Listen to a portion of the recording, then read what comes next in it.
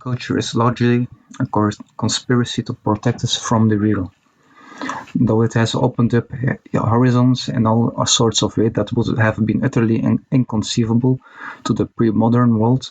It does so only under controlled conditions. We do not all deny the delight we take in our senses. In fact, we indulge them, but we try as far as possible to isolate these experiences, to make them mere sensations and precisely not gateways to the real. The ideal, perhaps, aimed at asymptotically, is virtual and reality, having the sensation without any contact with the real at all, and so without genuine involvement or responsibility for implications. We mediate our encounter with the world as far as possible through technology, which is said to enhance it in various ways, but technology in fact always sets the terms for our encounter.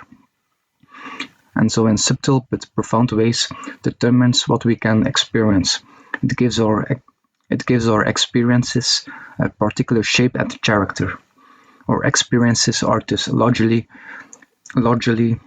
pre-planned affairs, moderated in a manner that gives us some control over possible consequences. And for those consequences that we cannot possibly anticipate, we take out insurance policies. Or if these are unavailable, we can take consolation in the notion that we have the power, in principle, to sue. We encourage more than any other culture in history, no doubt, stepping out of our own comfort zone. An exploration of other cultures and ways of thinking different from our own. But all of this falls under the wholly modern category of diversity. A category that in its complete relativizing of all identities, and therefore all differences, simply would not make sense to any culture outside of the modern West. Diversity is like a guided tour package for the realm beyond our comfort zone. In short, the energies of the modern world are largely devoted to keeping reality at bay, monitoring any encounter with what is genuinely other than ourselves, and protecting us from possible consequences, intended or otherwise. If all men by nature desire to know, however, then this project is radically anti-human. The purpose of the present book, in the face of this project, which we are increasingly taking for granted as something altogether normal, is to recall a pre-modern vision of man as ordered to communion with reality, to the Greek insight that man is made to know, without to add the biblical claim that man is created to till the garden and to be fruitful and multiply. Our purpose is not only to know reality, but to involve ourselves in cultivating and caring for it, to encounter the world and indeed each other in a way that bears always in some respects unexpected fruit. We pursue the aim of recollecting this pre-modern vision of man here principally through exploration of three of the traditional transcendental properties of being, namely beauty, goodness, and truth, each of which we interpret as characterizing a special form of man's encounter with reality. In beauty, reality first presents itself to man in a way that awakes his desire and intellectual capacities. The delight we have in our senses, which manifests our desire to know, is in fact a description of the experience of beauty. In goodness, man pursues the real, engaging in the free action that is inescapably a kind of gift of self, and an involvement of his person with what is other than himself. In truth, he becomes what he knows. He identifies himself, in a certain respect, with what he comes to understand, taking it into his very being. All of this, the book will try to show, is best understood as an expression of love, which is interpreted as a kind of unity we share with all things by virtue of creation, a given relationship that precedes our deliberate acts of intellect and will in such a way as to give these acts substance or genuine ontological depth. The book begins and ends with an apologia for philosophy, interpreted here precisely as an all-encompassing love of the real, a love that is only deepened by Christian faith. Though this book is meant to be basically a recollection of the classical tradition regarding the meaning of man, it is worth pointing out two dimensions of the argument that represent relative novelties with respect to that tradition, or at least apparent ones. First, the order of the transcendentals. In the Thomistic tradition, it is understood that the appetite always follows up an apprehension, which means that, for men specifically, the will is always subordinate to the intellect in its activity.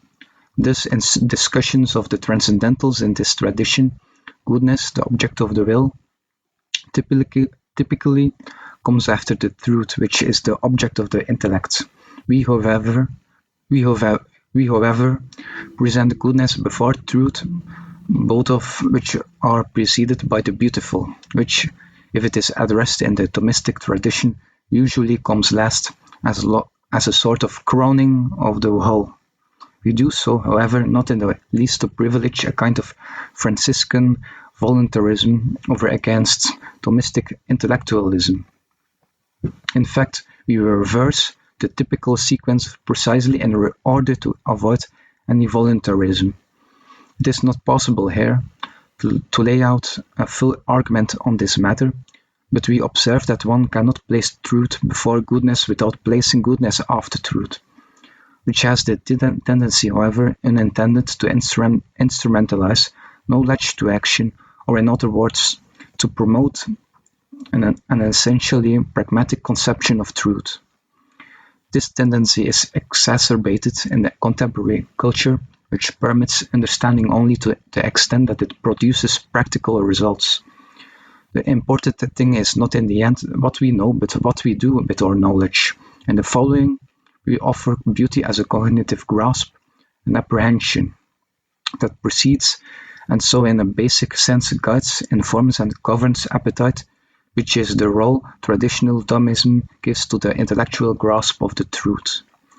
Because we have thus already affirmed apprehension prior to appetite, we are free to end with truth, with an understanding of reality as the final fruit of our genuine involvement with it. Thus, if we appear to invert the more classical order of the transcendentals, it is only in order more fundamentally to secure the ultimacy of contemplation that lies at the core of the classical conception of man. Second, and closely related to the first point, in the interpretation of human nature we offer here, we gave an absolute priority to love. This seems to run counter to the classical conception of man as above all a creature of reason. Man, according to this conception, is the zoon logikon, the animal with logos, and the soul that constitutes human nature is essentially intellectual. To emphasize love would seem to elevate the will above reason, and just so far to depart from classical tradition, though some might think such a departure is in any event demanded by the novelty introduced by Christian revelation, a novelty that the Catholic tradition has not always sufficiently recognized.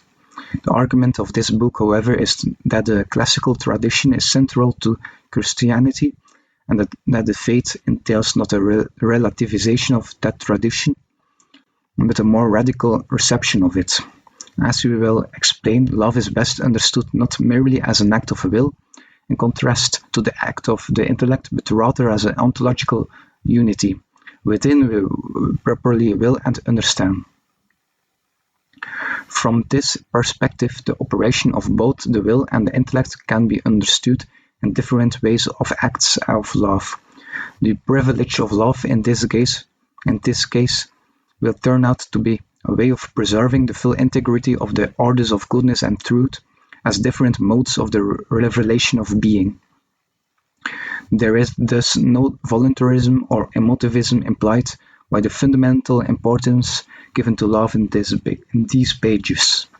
On the contrary, the point is to acknowledge the significance of reason more than we are accustomed to do in the modern world.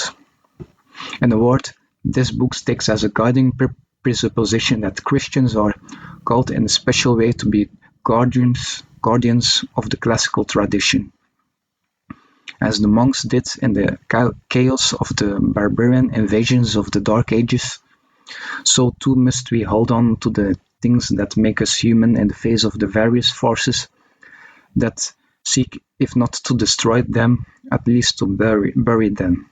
What is different now is that the barbarians have become the regulators of society, not threats to the common culture, but the very purveyors of it. Because this invasion is an apparently more peaceful one on the surface, because it is more insipid and more penetrating, our fidelity to the call to guardianship, to the call to be true to our human nature, requires a more conscious and vigilant formation. In this respect, philosophy, the cultivation of our natural desire really to know, is perhaps more important now than it ever has been.